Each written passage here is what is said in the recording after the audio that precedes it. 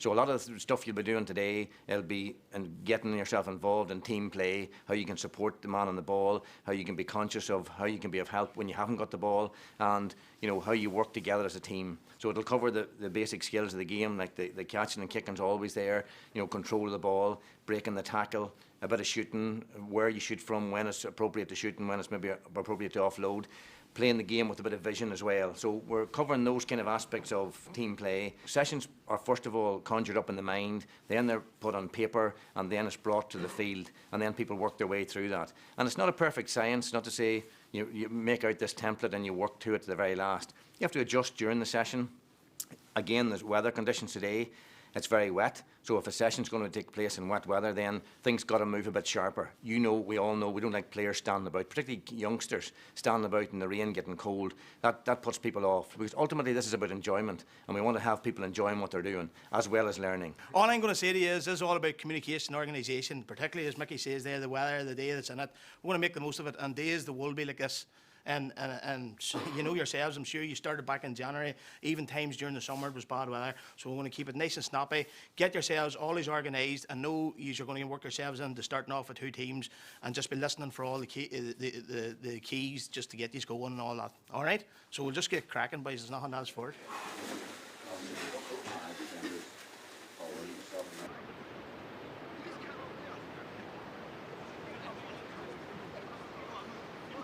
Just because this is a warm-up and because this is the start of the session doesn't mean to say you don't stay focused. See, you might take time to get your muscles and all up to the level you want it to be, but your brain is always there. So if you get your brain right from the off, then things happen better.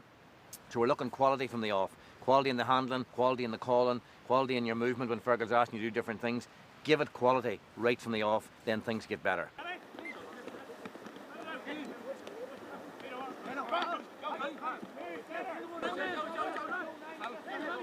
We're just watching a warm-up drill here. There's a zone, as you can see, from about 30 metres by about 15, 20 across. And we have players, these are adult players now, and they're just ending up in the little space in the middle of this. This happens to all groups and all teams. You have to ask them to think about the space that's available and go to new places that others aren't in. You think sometimes this is the only thing you have to say to children, but even adult players as well find themselves all congregating in the centre of a zone. So you have to keep asking them to move out. You're also looking quality in the handling. This is a handling drill. It's early in the session, and people, will maybe take it a bit casual. You want them to get focused right away, handling the ball well, the right height of a pass, the right movement, the right communication between the players. Keeping thinking from the off. That's important.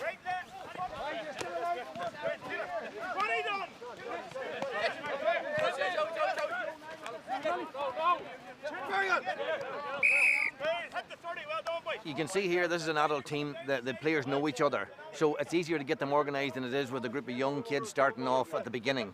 You can see here, Fergal asked them to go into lines of 4. It happened like that. They had their bibs on from the start because that was pre-organised as well. All these things organised in advance makes the session run in a slicker fashion, and that's important, particularly on a bad day where the weather's like this. Next group's away. Let's go. Keep it snappy. Go. Next group. Go. Well, here the skill is passing the ball with a bit of forward momentum. And again, it's about the quality. Players could pass this and it could be at the feet, it could be too high. That's what you want to look for, to see what is the height of the pass. Is it body height, sort of from the chin to the waist, so to speak. That means that the player can take the ball at full stride and doesn't have to interrupt his natural rhythm. They're going to have to do this during the game. They're going to do it with greater intensity. They're going to have to do it with opposition. And when they do it well, without opposition, that makes them focus on what good best practice is like. And then when that becomes sort of almost innate or second nature to them, then they're more likely to be able to deliver it that way when the pressure is on. That's all right. Just step in and then just stretch out. 3, 2, 1. Quick feet in between. Let's go. Keep going. All right, we just go again. We're picking up the feet. Shoot the ball. Use the space.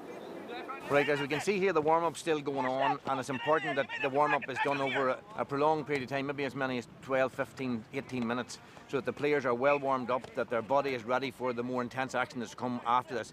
But you can see that most of this has been done with the ball as well, because I think that's important, that as much as possible can be done while handling the ball. Well, there'll be the key skills obviously about, it's not just picking the ball up any old way, it's getting the hands in the proper place, getting the body in the proper position, their left foot and right foot or whichever foot's picking the ball up. They will be coached on what best practice is there. And the second thing is, even in the warm-up drills where they're passing the ball, is it going at the correct height, at the best possible height? You know, are they communicating with each other right from the off? Again, this is to avoid injury as well, so that they're actually working, beginning to build up the blood flow in their muscles, and almost unnoticed because they're using the ball and it isn't a chore anymore. It's something actually quite interesting for them to do, and it helps their skill level as well. So it's about incorporating the ball in the whole, or as much of the session as possible, and that they're actually doing other things, getting ready for more intense work without even thinking about it.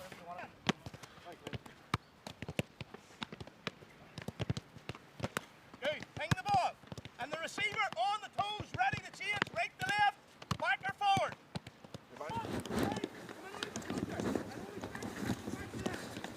Right, now you see going on small-sided games where the skills that the people were practicing even in the warm-up, and that they'll be practicing throughout their coaching season, if you like, put into more game situation. So we have 3-a-side, 4-a-side, 5-a-side as the case may be, depending on our numbers, where you have a catcher in each zone here at each end of the pitch. The idea is to get a score, you put the ball into the catcher's hands cleanly. It doesn't bounce, it has to go on the full, so to speak, into his hands. Now the catcher's got a zone of about 14 metres by 5 deep behind the little play area that's set out, the 20, 30 metre square, whatever it is. And the idea of this is that there's movement for everybody in the game, that there's nobody just so-called stuck in goals while the whip of the ball comes to them. In fact, they have to be thinking and tuned into the game as well, because it's their movement along this zone which will make them available for a pass or not. So the players are under pressure, they're being tackled out the field, so they have to think and have a bit of vision, a bit of looking around them, even though there's pressure on. And it means that when a player passes into the person in the zone, they go in and take his place, he comes out and plays the game at a more intense level out the field. So it's a very fair game. It's a very game-related exercise, and that's what we want to be doing, bringing the skills to a new level all the while through our coaching session. Horse. Yes, Biddy. 1 minute game, get into there, early. Good score, right, yellow, 6-2. Right, developing any coaching session after working on the skills obviously is into conditioned games, which you then move on to the full, or as much of a full-sided game as possible. But conditioned games are very important on the way to doing that.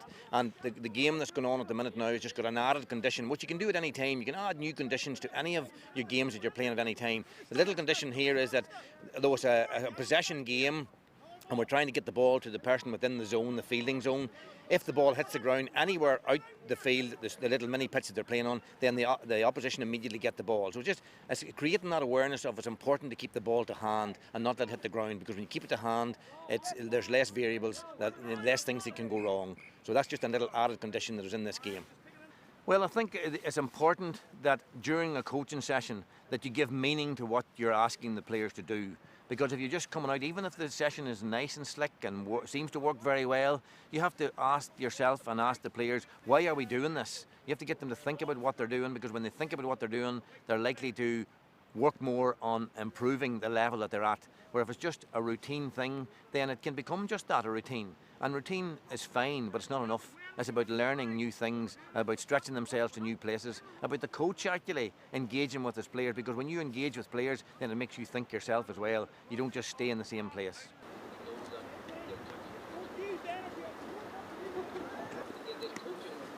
Just another skill, obviously, is what we call breaking the tackle or rolling the tackle. It's a relatively new skill that's come into Gaelic games. I suppose it was always been there in rugby. Tackle bags have been a rugby phenomenon up until a number of years ago. Now it's very much part of a Gaelic coaching session as well. And it's a great exercise in teaching people to protect the ball coming into the tackle. As you'll see, they're coming running into a tackle bag there. They have to get the ball on one side of their body, the side away from the tackler. If they get used to doing that, and roll the tackle with the other shoulder. And you'll notice that in Gaelic games now, you see many players rolling the tackle as if it sort of happened by accident, but it didn't happen by accident, it happened on the training field, on the coaching ground. And you'll see some of it going on here, where the player's coming in, it's about taking the correct number of steps, it's about protecting the ball when he's going into the tackle, about rolling and staying in control, keeping his vision about him as he gets out of the tackle, because he may have to pass the ball as soon as he comes out of the tackle. So I think it's a very good skill, and it can be developed through the use of tackle bags over the course of a season. Quality out of it. So we spoke about rolling the tackle, the use of tackle bags. This is just another progression in that, where there's 2 tackle bags, 2 players each holding a tackle bag, and the player has to what we call break the tackle. Now there's important skills here again, that they've got to have the ball well in their possession as they go through the tackle. Sometimes this is what happens to players, they actually are soloing or bouncing as they come to the tackle, and consequently it's easy to get dispossessed. This is to get them used to, we get our timing right, we get our steps right, we're in control of the ball when we're breaking the tackle, and we can use our 4 steps to get through the tackle rather than use them before it and have to do something when we're at the point of tackle. So it's just a progression again of managing things that will happen in the game. Give it away. That's it. Hold on our tight. Yes, that's it. Just thinking about what you were doing there, going through the tackle bag and even rolling the tackle. What are the key things that you need to be remembering in doing that? Look, we can do this all year again, and it's a new thing in relative terms in the GAA world, but why are we doing this? Have you seen evidence of people rolling the tackle playing games? Yeah. Yes? Yeah. And do you think, some people out there might think that happened just by accident, this boy woke up one day and started to do this. It didn't happen that way. It happened because you learned the skill of doing it on the coaching ground here with the tackle bag. Look up, boys.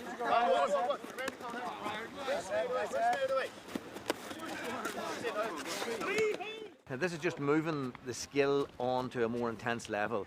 Players have been dealing with soloing with the ball, staying in control of the ball, but when you enter a little bit of competition, it brings it on to a new level. The competitions here, the boys are using what are called coordinates, obviously. It's 1 home, 2 home, 3 home, or 1, 2, 3, 1, 4. It doesn't matter what way it's mixed up, so it makes them think, number one. They have to go to certain places. They're competing against an opponent on the far side of the little zone, so it's, and then you see how does the quality survive when that happens. Sometimes when people get into this sort of competitive edge, then the quality and the skill level drops a bit. So it's good to recognise that, to say, yes, this is why you're doing this, because you can do the skills unopposed, you can do it without the competition. When you introduce a bit of competition, then things become a bit more difficult, and it's getting to that level. That's what coaching's all about, being able to do it at the competitive level.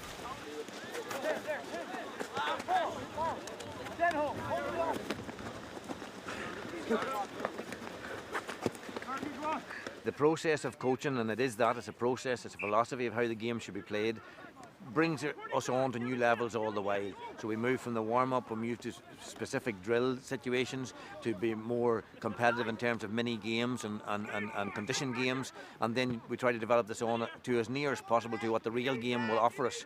So now we've got some backs and forwards here playing some games, starting from the goals. The defenders are trying to get out through a couple of gates that they will try and carry the ball out through. It's important to have those gates out there, that the defenders don't just kick the ball, because we want the forwards to work as defenders. And if they don't work, then the defenders will become creative players. That's what the modern game's about. We've defenders are very comfortable carrying the ball going forward. We need our forwards to be ready and alert for that, so they're not just there to score anymore, they're there to work as hard as every other player. So ultimately that's what we're looking to do, bring the progression along to as near as possible to game situations, and ultimately it would finish, if you had enough players, with a 15-a-side game or a 13-a-side or whatever number you had. So it's about bringing it through the various stages, and again, this is for every coach across the country, whether it be underage you're working with, whether it be a school team, an adult team, it doesn't matter what standard it is. You want to show that you're a progressive coach, that you're looking to bring the skills first of all to a higher level, then bring them into more meaningful situations and condition games, and then ultimately as near as possible into the real deal.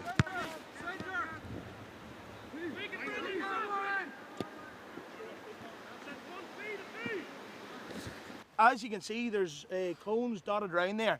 If you score from outside that area, if you score a point, you get double the score, all right? If you score from inside it, it's just normal point or goal, all right? So it's just thinking about scoring from an area that, it's that wee bit more difficult. Maybe a team have got a lot of players back there and you have to sort of really get the ball over them and get a score early. Also, it's looking about the forward movement up here as well, and also the defenders' marking duties as well. Last time we saw their defenders coming out, forwards having to stop them. Defenders had the ball, had the possession first of all. Now we're creating a situation where the forwards are fed the ball, and there's 4-on-4 here in this particular situation. It's about movement up front, it's about showing for the ball, it's about working together as a unit up front. And again, anything can be done with this in the same context. Only your coach's imagination is the only thing that will bring you to new places. And it's good to have coaching, I think, is a team effort. It's not an individual job, because there's more eyes you have, the more trained eyes you have on what's happening, if you have 2 or 3 people that are good that you can discuss this with, then together collectively you make sure that most elements of what you want are covered. So this is a different game here this time in that the forwards are getting possession. The little condition here is if they score outside a certain zone, they get double points for it. So it's actually encouraging them to take shots from maybe further out, and it's encouraging them to work together as a team. It's the process of coaching, it's the philosophy behind what you want to see happening, and it's about encouraging your players to know that they're doing things for a purpose, not just because it's a Tuesday night or a Thursday night. Heck, we'll train tonight and we'll do a session and go home. It's a bit about thinking as well. See, a drill, I guess, isn't about we want to see a score every time. We want to see good defending, we're seeing that as well. We want to see tackling from the forwards, we're seeing that as well. So that's really the essence of it. When you set up certain things, it is artificial to a degree. When you're taking little pieces of the play and little piece of game, it doesn't naturally happen like that in the game, but yet you have to do that to create those experiences. So sometimes when the defenders obviously know what's happening, then it's easier for them. They won't always be 4 forwards closely marked by 4 defenders in the course of a game. You'll find maybe one of the forwards gets himself 10 yards of space, you know. So that's a wee bit false, and we have to realise that as coaches and as players, that there's things you have to do which are very much predictable in this situation, but there's still learning in them. And as Tony says there, the learning will be where you send the ball to. The learning might also be the person who's delivering the ball. Is it always the first pass? Maybe you have to carry the ball a little bit. You know, maybe you have to think, look up, the first move isn't on. Maybe that player inside is going to check and make a second run. And really, as a forward and inside player, it's not any more about your first run. Maybe your first run will work sometimes, but often might be your second or third. You might have checked once, checked twice, and it's the player on the ball. That's what we're talking about vision. That's what we're talking about thinking about what you're doing, because it's not just simple anymore. Oh, I get the ball, I'm facing this way, I'll kick it this way. It doesn't work like that, because modern defenders know that players like to play quality ball in now. It's not the old days when the full-back was king and you tossed the ball in and it was bears, buns, bear, whatever it was. It's not like that anymore. People play smarter games now. So therefore forwards have got to get smarter as well, and they've got to make those runs, make really purposeful runs. A defender knows a forward is making a run that's only just a bit of activity and no real achievement. So it's about achievement. Is your run going to achieve something? So make sure that if you're going to make a run, it's a very deliberate run, that the defender will have to go with you. He can't take a chance that you're not going to get this ball, and therefore that takes him out of that zone as well. So a run, sometimes many runs that you're making that even if you don't get the ball is a good run. So never think that you have to get the ball when you make a run. That run could be opening up space for somebody else. So that's the thinking about the game and developing, and that's what you need to be thinking about as you go along. And never worry about artificial situations like this not working out precisely the way they ought to. There's no precise way for anything to work out. It's all about learning. It's about learning as you go and about learning new things every session you're in. The next condition game is we're going to put goals up there in the 45. We're going to play everyone 10 aside. There's only one condition in this game. Each player is only allowed to score once. I mean, a man that's best placed is the shooter. It's not because you have 14 or 13 or 11 on your back. So if you're good enough to get into position, that's a threatening position, take on the responsibility and go for it yourself. So this condition game is to give over the responsibility in a conditioned way. We know that everyone, if you score once, then you have to become a provider or playmaker. Somebody else has to step up to the plate and nail a score. All right?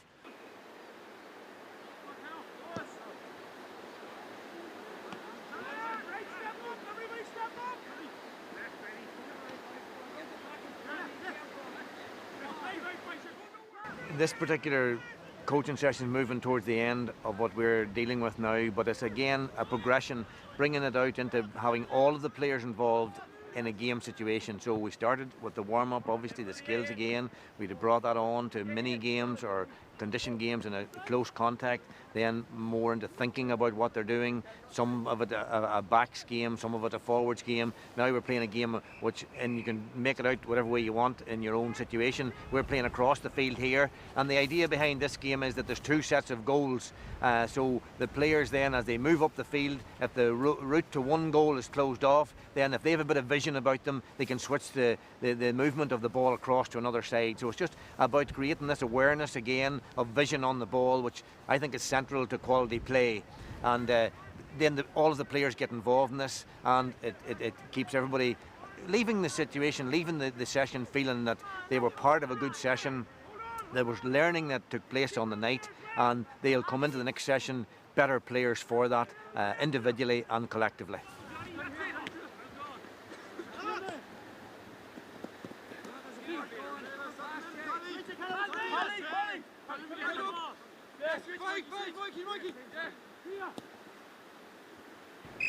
Yeah, I thought it was very good, very helpful, particularly with the backs coming out with the ball and stuff like that, something we wouldn't really have done before training.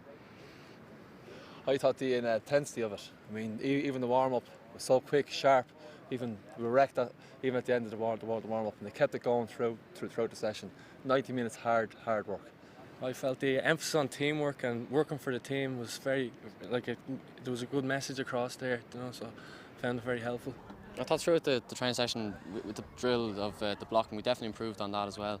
I think we could probably use that a bit more in our own training sessions in the coming year. Coaching is about helping people deliver the best of their own abilities. It's very much about taking the skills and God-given talents that any individual has, helping them develop them to the best of their ability, and then, since this is a team game, how can that fit in to the team ethos? So if we've got those two principles in place, then we're not in a bad place. Again, it's so much about the process and about what you can do, what you ought to do to create good coaching sessions. And of course, it's not exhaustive. We haven't taken every element of the game and into fine detail about how each element could be coached to the last letter of the law, so to speak. But we're given a brief overview of an approach that I believe is good and best practice as we work with young people or adults or any team at any level, and try to bring them from where they're at to a new place, and to have players realise that a lot of this is within their own domain. They will hear best practice at a coaching session. They'll have opportunity to do that in the context of a competitive situation, but it's really what they do away from the session that will make them either very good at this or still needing work done on a continuous basis. So if we get players thinking about what they can do for themselves, having an open mind to learning when they come to the coaching session, having coaches like yourselves throughout the country who are looking new ways of doing things and looking to ways of doing things well, because they've observed other coaches, because they've read about it, because you've watched this DVD, and then you're putting your own individual and unique stamp on it. That's all we can expect from this. And if it helps you in some way to deliver the best of yourself as a coach, to bring some new charges under your care to a better place, then it will be a job well done.